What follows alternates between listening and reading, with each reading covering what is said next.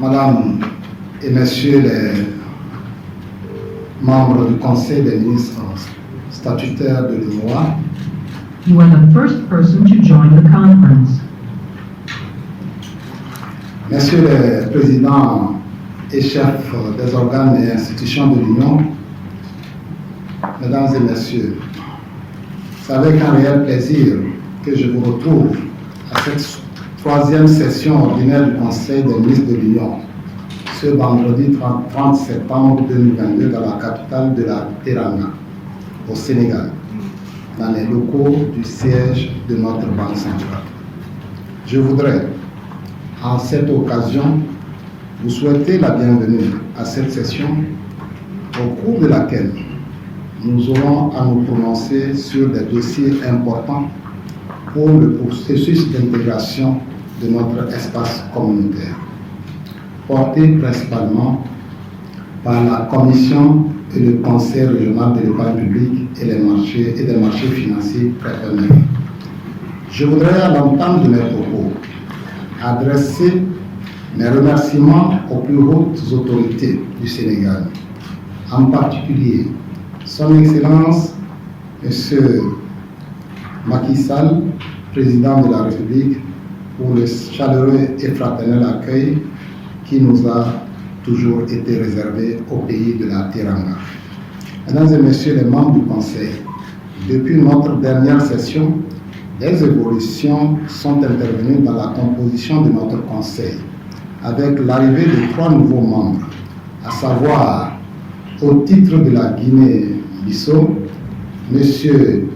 Elidio Vieira T, nommé ministre des Finances de la République de Guinée-Bissau, en remplacement de M. Joao Alhadj Mamadou Fadia. Au titre du Sénégal, M. Amadou Moustapha Ba, nommé ministre des Finances et du Budget, en remplacement de M. Abdoulaye Daouda Diallo. Madame Olima Sarr est nommée ministre de l'Économie, du Plan et de la Coopération, en remplacement de M. Amadou Hott. Je voudrais adresser nos félicitations aux nouveaux membres et leur souhaiter la bienvenue au sein du Conseil, tout en les assurant de notre appui constant et de notre disponibilité dans la poursuite de la consolidation du processus d'intégration. Je saisis également cette occasion pour rendre un hommage mérité aux membres sortants du Conseil des ministres statutaires, en l'occurrence M. Joao Alhadj Mamadou Fadia, au titre de la Guinée-Bissau, M. Abdoulaye Daouda Diallo et Amadou Hott, au titre de la République du Sénégal, qui n'avaient chacun ménagé aucun effort pour apporter leur contribution utile à l'approfondissement du processus d'intégration en cours au sein de l'Union. Je leur souhaite plein succès dans leurs nouvelles fonctions et de bonnes perspectives dans leur carrière professionnelle. Par ailleurs, M. Jean-Claude Kassibourou a pris effectivement fonction à l'issue d'une cérémonie de prestation de serment que j'ai présidée le 8 juillet 2022. Je voudrais saisir l'occasion pour féliciter à nouveau M. Jean-Claude Kassibourou pour sa nomination en qualité de gouverneur de la BCEAO et formuler à son endroit mes vœux de plein succès dans l'accomplissement de la mission qui lui a été confiée. Au regard de sa riche et brillante carrière au sein d'institutions internationales et dans la haute administration de son pays, nous sommes assurés que son action à la tête de notre institut de mission commun contribuera à renforcer la crédibilité de la Banque centrale et l'efficacité de la politique monétaire ainsi que la résilience des secteurs bancaires et financiers. Enfin, qu'il me soit permis d'adresser au nom du Conseil des ministres et en mon nom propre mes chaleureuses félicitations à Monsieur le Premier ministre Amadou Ba, ancien président du Conseil des ministres de l'UMOA pour sa nomination récente aux fonctions de Premier ministre de la République du Sénégal.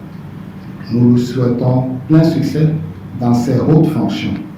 Nous gardons en souvenir sa riche contribution aux travaux de notre Conseil ainsi que ses grandes qualités humaines et de leadership et sa légendaire courtoisie.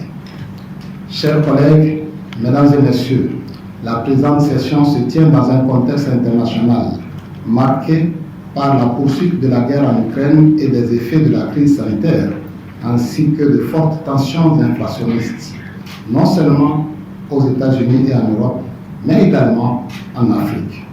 Face à la flambée des prix, les banques centrales ont dans leur ensemble procédé à un resserrement de leurs politiques monétaires respectives, ce qui rend de plus en plus onéreux les financements sur les marchés financiers internationaux.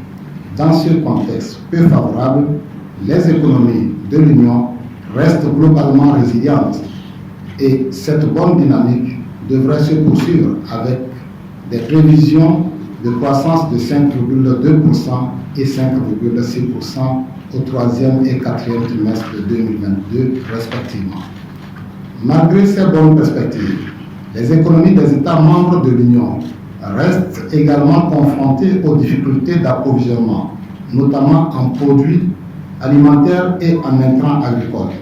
Les deux belligérants, la Russie et l'Ukraine, étant les principaux fournisseurs des États de l'Union pour ces catégories de produits.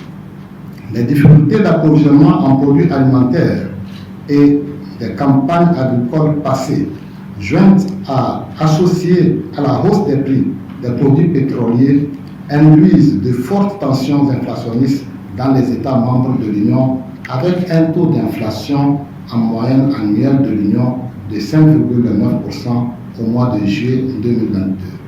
Face à la situation de flambée des prix des céréales et des engrais, la plupart des États ont pris des mesures essentiellement budgétaires en recourant à des subventions au contrôle des prix, à une meilleure surveillance des mouvements des produits, au soutien direct aux producteurs, à des exonérations de taxes et à des aides et transferts monétaires ciblés aux ménages.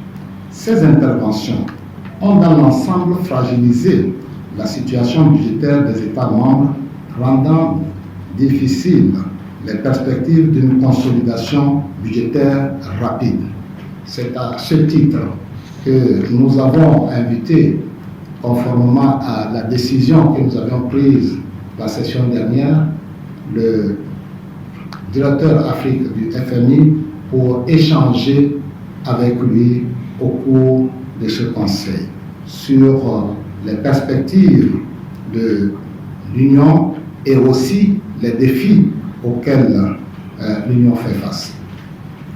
À ces différents éléments s'ajoutent les incertitudes liées à la crise sécuritaire persistante dans notre sous-région avec ses conséquences au plan économique et social.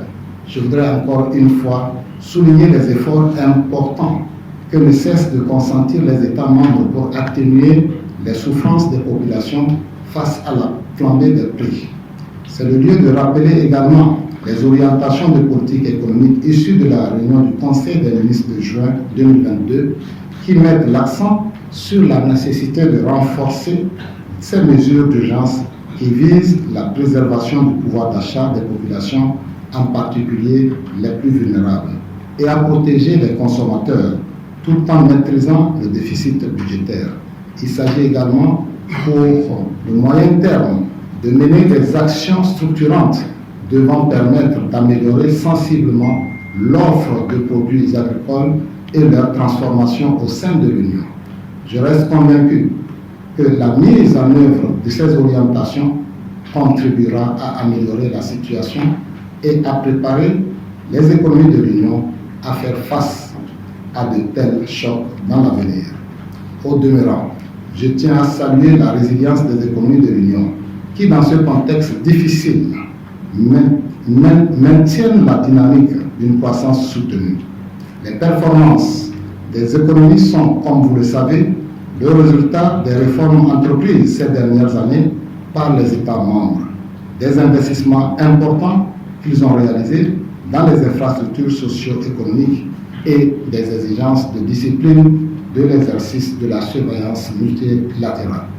J'encourage donc les États membres à consolider ces acquis et à s'inscrire résolument dans la mise en œuvre des orientations de politique économique formulées par le Conseil des ministres pour faire face aux exigences de l'heure et relever les défis d'une croissance durable, inclusive au profit des populations de l'Union. Mesdames et Messieurs les membres du Conseil, permettez-moi d'exprimer également ma reconnaissance aux membres d'organes et institutions de l'Union pour leur disponibilité à l'endroit de notre instance, ainsi que leur engagement à faire de l'intégration de notre espace une réalité perceptible dans la vie des États membres et des citoyens de l'Union.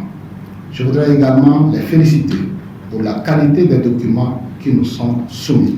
Chers collègues, mesdames et messieurs, le projet d'ordre du jour soumis à notre appréciation s'articulera autour des points inscrits par la Commission de l'UMOA et le Conseil régional de l'épargne publique et des marchés financiers.